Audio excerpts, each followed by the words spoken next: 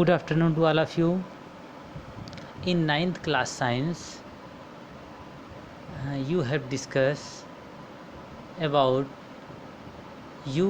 how can we obtain different gases from air. तो कल आपने जो आपके एनसीईआरटी बुक की टॉपिक है 2.3.7 डिस्कस किया था कि हम डिफरेंट गैसों के मिक्सचर से मीन्स एयर से कैसे ऑब्टेन करेंगे. ओके, तो today we discuss topic 2.3.8. 2.3.8 means page on 23 पे है. हेडिंग है separation of component of air. नीचे लिखा गया है, आपकी हेडिंग है how can we obtain pure copper sulphate from an impure sample. Okay, तो आज आपको डिस्कस करना है टॉपिक पे कि हम प्योर कॉपर को कैसे ऑब्टेन करेंगे इम्प्योर कॉपर से. ओके, मतलब कॉपर सल्फेट का इम्प्योर जो है मिक्सचर दिया गया है उसमें से प्योर कॉपर सल्फेट में कैसे कन्वर्ट करेंगे. ओके, तो ये एक एक्टिविटी के बेस पे एक्सप्लेन किया गया है. तो सबसे पहले आप एक्टिविटी देखेंगे, एक्टिविटी 2.9. ओके, इसमें क्या है आपका कि take some approximately 5 gram impure sample of copper sulphate in a china dish. एक चाइना डिश में आप लगभग 5 ग्राम कॉपर सल्फेट जो इम्प्योर है, जो आपको प्योर करने के लिए दिया गया है, रख लेंगे. ओके, आप डिजॉल्व में ए मिनिमम अमाउंट ऑफ वाटर, अब आप उसमें थोड़ा सा पानी मिला के एक रेशियो में उसको डिजॉल्व कर दीजिए. तो क्या हो जाएगा, डिजॉल्व हो जाएगा पूरा. Okay, and then filter the impurities out. अब जब आप उसको फ़िल्टर करेंगे तो उससे कुछ इम्प्योरिटी आपकी क्या हो जाएगी, बाहर निकल जाएगी. मीन्स जो इम्प्योरिटी सॉलिड थी, वाटर में डिजॉल्व नहीं थी, वो क्या हो जाएगी, अलग हो जाएगी. आगे evaporate water from the copper sulphate solution so as to get a saturated solution. अब आप उसको धीरे धीरे हीट कर दीजिए. तो by the process of evaporation, okay, तो आपको क्या ऑब्टेन होगा, एक सैचुरेटेड सोल्यूशन. ओके, मीन्स अब उसमें वाटर के मॉलिक्यूल नहीं रहेंगे. अब आगे की पॉइंट क्या है, हीट करने के बाद जब वो वाटर इवोपरेट हो गया, अब आप इसको cover the solution with filter paper. अब आप उसको क्या करेंगे, फिल्टर पेपर से कवर कर दीजिए. फिल्टर के पेपर से जब कवर करेंगे तो कुछ ह्यूमिडिटी उसकी और एब्जॉर्ब कर ली जाएगी फिल्टर पेपर के द्वारा. ओके, और एंड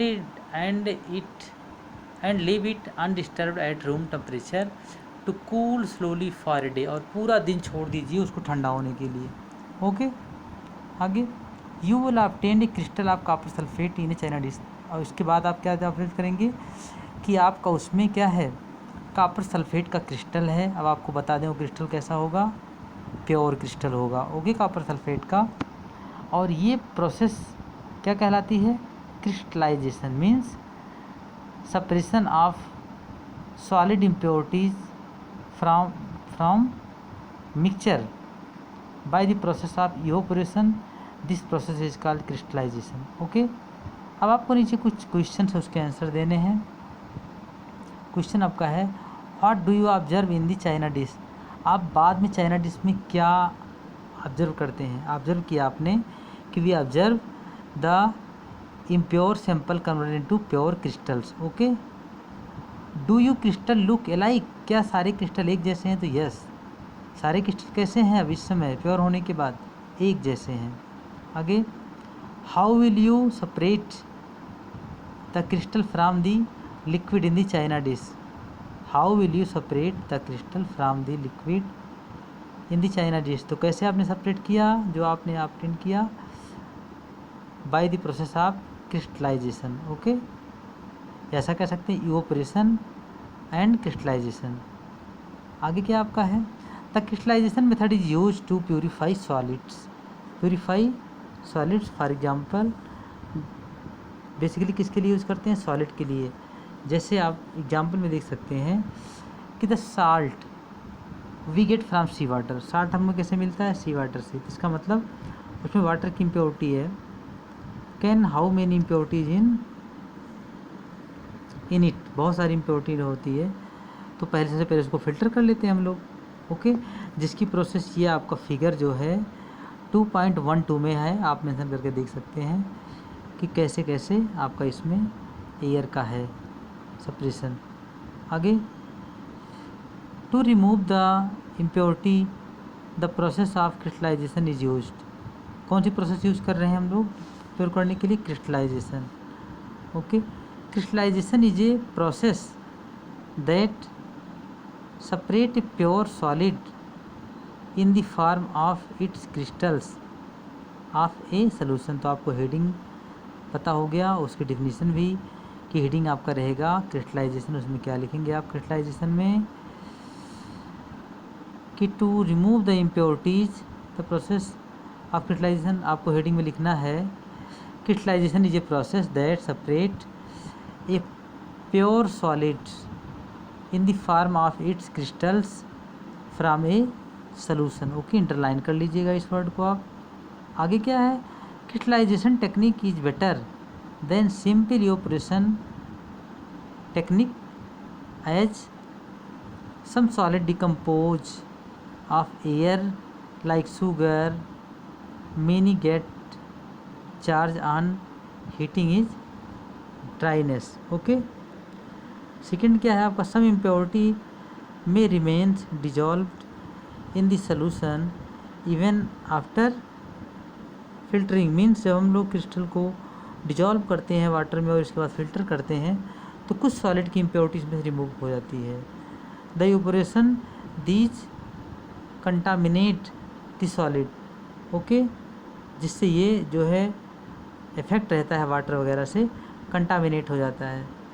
अब आगे क्या देखना आपको, एप्लीकेशन में पहला क्या है, purification of salt that we get from sea water. तो इसमें कौन सा यूज़ करते हैं process, crystallization. Separation of crystals of alum means फिटकरी फ्रॉम इम्प्योर सैंपल। तो कौन सी प्रोसेस हो, इसमें भी हो गई क्रिस्टलाइजेशन। दस, by choosing one of the above methods according to the nature of the component of a mixture. मतलब बहुत सारी प्रोसेस हैं जिसमें हम ये प्रोसेस यूज करते हैं। We get a pure substance, और हमको क्या मिलता है, pure substance.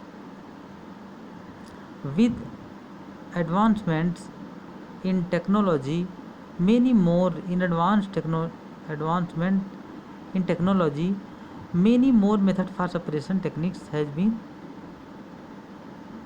Devised, okay.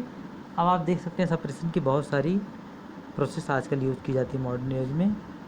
In cities drinking water, अब आप ये जो आपका फिगर है 2.13 इसमें आपको देखना है कि जो सिटीज़ का वाटर होता है, the drinking water is supplied from water works.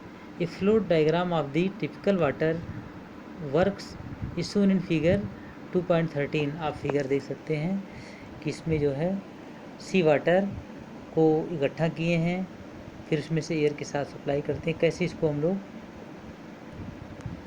Filter करते हैं, जिसका फिगर आपको है फिगर 2.13 पे, ओके।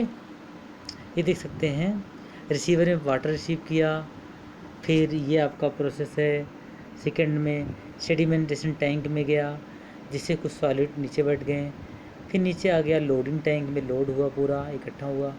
फिर लास्ट में है फिल्ट्रेशन टैंक्स जिसमें अलग अलग लेयर है, आप देख सकते हैं water, fine sand, gravels, coarse, gravels, और फिर आप स्टोर कर लिए वाटर को, और जिसमें थोड़ा सा क्लोरीन डाल दीजिए, क्लोरीन, क्योंकि फिल्ट्रेशन से तो बैक्टीरिया मरेंगे नहीं। तो क्लोरीनेशन प्रोसेस इसलिए की जाती है क्योंकि उसमें से बैक्टीरिया क्या हो जाए, डीके हो जाए, हमारा वाटर जो है प्योर वाटर हो जाए, ओके। और लास्ट में देखिए हम अपने होम की डिलीवरी तक पहुंचा देते हैं, ठीक है ना। तो ये फिगर आपको देखना है।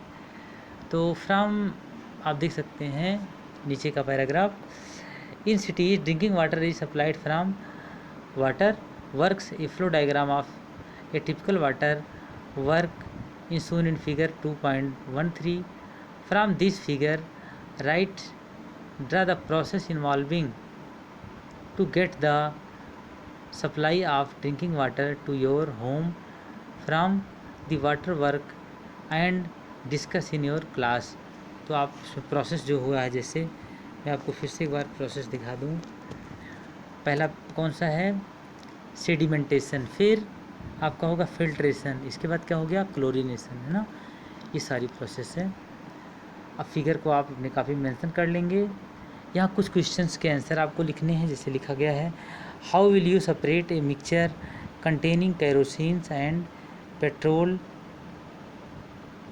Difference in their boiling points is more than 25 degree Celsius which are miscible to each other. तो आपको पता है पहले क्वेश्चन का आंसर क्या हो जाएगा, फ्रैक्शनल सिंपल डिस्टिलेशन प्रोसेस क्या हो जाएगा, सिंपल डिस्टिलेशन। क्यों, क्योंकि the component of a mixture are separated that's boiling point difference more than 25 degree Celsius से ज़्यादा है तो कौन सी टेक्निक यूज़ करेंगे हम, सिंपल डिस्टिलेशन, ओके। और 25 से कम है तो फ्रैक्शनल डिस्टिलेशन, ओके स्टूडेंट्स। आगे आप देख सकते हैं क्वेश्चन नंबर 2। तो पहले क्वेश्चन का आंसर आप लिख सकते हैं, name the technique to separate. अब आपको टेक्निक का नाम लिखना है कि उसको कैसे सेपरेट करेंगे। तो पहला आपका है बटर फ्रॉम कर्ड, क्या लिखेंगे आप, सेंट्रीफ्यूगेशन, ओके। सेकेंड क्या है आपका, साल्ट फ्रॉम सी वाटर, तो कैसे इसको प्योर करते हैं, सेपरेट करते हैं, तो आप क्या लिखेंगे, इवेपोरेशन एंड क्रिस्टलाइजेशन, ओके। और थर्ड आपका है कैम्फर फ्रॉम सॉलिड, तो इसमें आप क्या लिखेंगे, सब्लिमेशन, ओके। तो क्वेश्चन 2 का आंसर कंप्लीट हो गया। Now question number 3, what type of mixture are separated by the technique of crystallization, okay. तो अभी आपने पढ़ा कि ऐसा मिक्सचर जिसमें सॉलिड की इम्प्योरिटी होती है उसको हम क्रिस्टलाइजेशन प्रोसेस से अलग करते हैं, जैसे salt from sea water, okay. अब आपको देखना heading physical and chemical changing, physical and chemical changing. तो फिजिकल एंड केमिकल चेंजिंग जो आपकी हेडिंग है उसमें से मैं आपको हिंट दे रहा हूँ, बाकी हम कल डिस्कस करेंगे, ओके। उसके बारे में कल डिस्कस करेंगे। जैसा कि मैं आपको टॉपिक के बारे में बता दे रहे हैं कि फिजिकल चेंज क्या होता है, तो ऐसा जा समझ सकते हैं कि नेचर में जो चेंज, ओके, टेम्परेरी चेंज होता है उसे क्या बोलते हैं, फिजिकल चेंज। और जो नेचर जो है परमानेंटली चेंज हो जाता है उसे क्या बोलते हैं, केमिकल चेंज, जिसके बहुत सारे एग्जाम्पल हैं। आप इसको रजिस्टर कर लिएगा। 2.5 हेडिंग हम आपको कल डिस्कस करेंगे, ओके स्टूडेंट्स, थैंक यू। अपने सारे जो तीनों क्वेश्चन इसके आंसर अपनी कॉपी पे नोट कर लीजिएगा, ओके स्टूडेंट्स।